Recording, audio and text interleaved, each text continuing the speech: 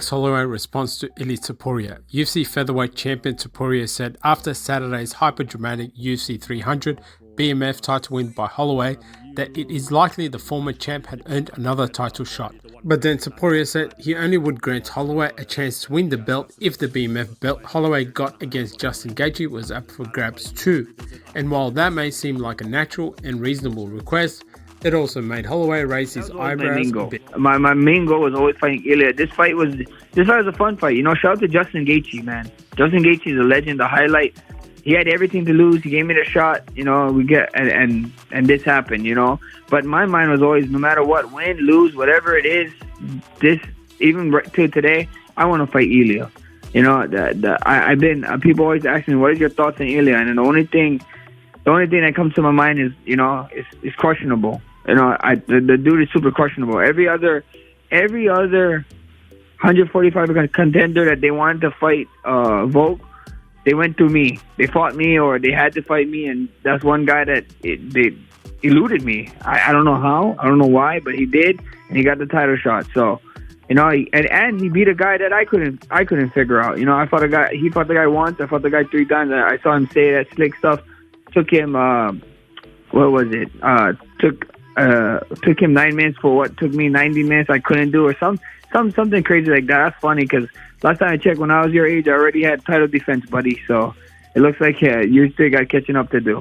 We see what happens. I mean, that's not very BMF a way to say it. You know, a BMF wouldn't be like, I'm not gonna fight this guy unless this is that's kind of un-BMF.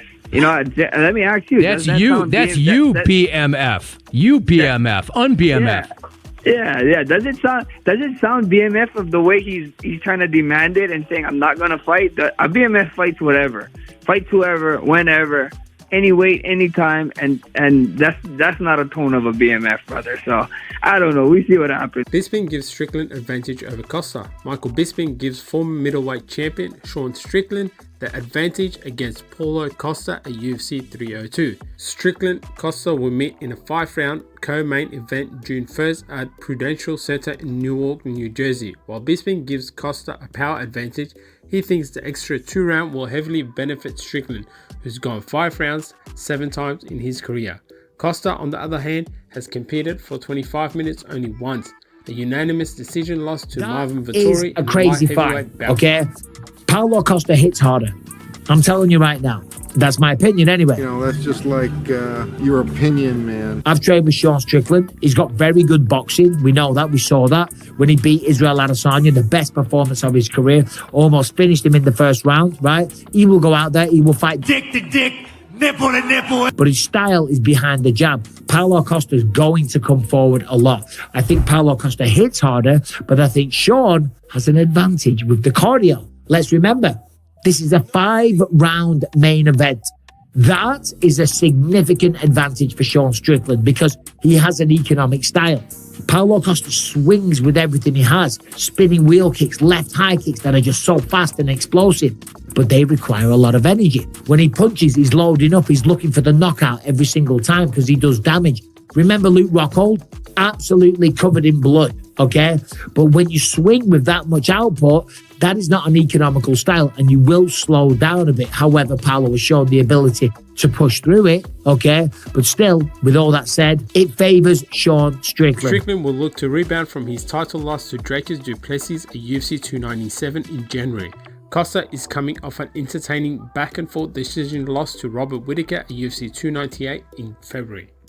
Chandler predicts McGregor's last fight. Assuming disaster doesn't strike, McGregor's return happens almost exactly 3 years after he suffered a devastating broken leg in his most recent outing against Dustin Poirier in 2021. It's been a long road back for the Irish superstar after dealing with an injury that forever altered the course for former champions like Anderson Silva and Chris Weidman. That's why Chandler believes UFC 303 will be the can't-miss moment of the year in combat sports, because either McGregor proves he's really back with a stunning performance, or he potentially limps out of the octagon for the final time in his career. You know, I've said, and I've gone on record now saying everybody has to buy this pay-per-view because one of 2 things is going to happen. Conor either succeeds in coming back and it being the greatest comeback in combat sports history, and he gets a win, and he's back on the horse. He's he's back in the win column, and he's probably fighting a huge fight, whether it's the BMF belt, whether it's the lightweight title, whether it's the welterweight title, whether it's something, right? That's scenario one. But the most likely scenario is I go out there and absolutely dismantle him, and it might be the last time we ever see Conor fight, right? And I don't say that with ill will, saying, I'm going to retire him, I'm going to put him in a body bag, and I'm going to bump all these different things. No, man.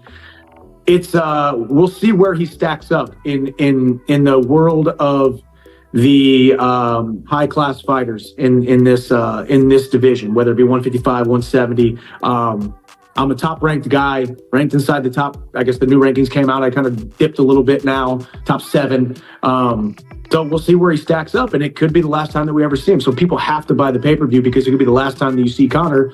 And you see me climb up to the next rung, and then there's bigger and brighter lights on me after this fight.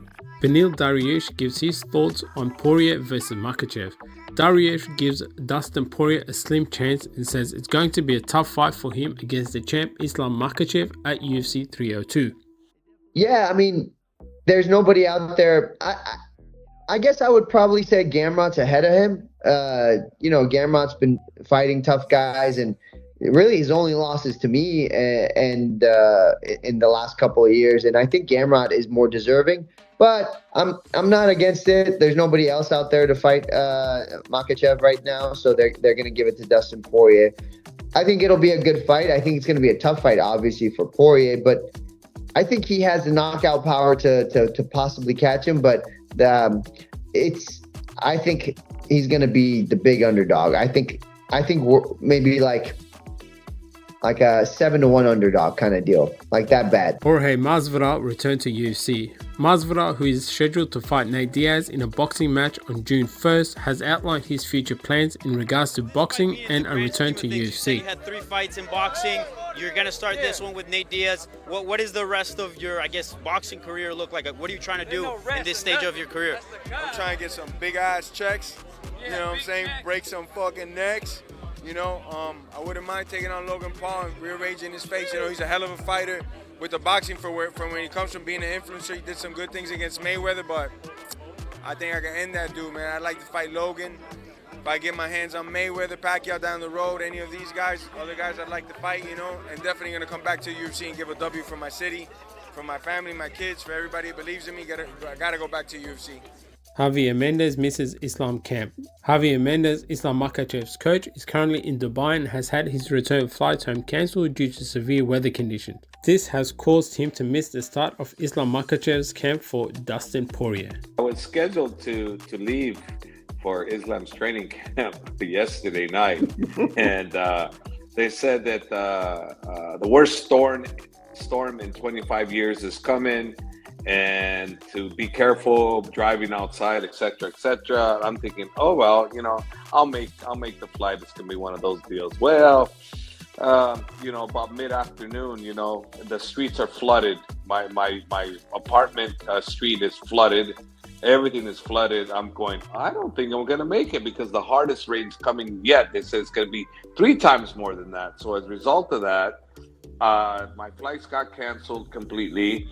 I looked at the news or just Instagram, and you see almost every single place has been affected over here by the rain. And then Habib says, Coach, tell the truth. Are you scared? And I said, hell yeah, I'm scared.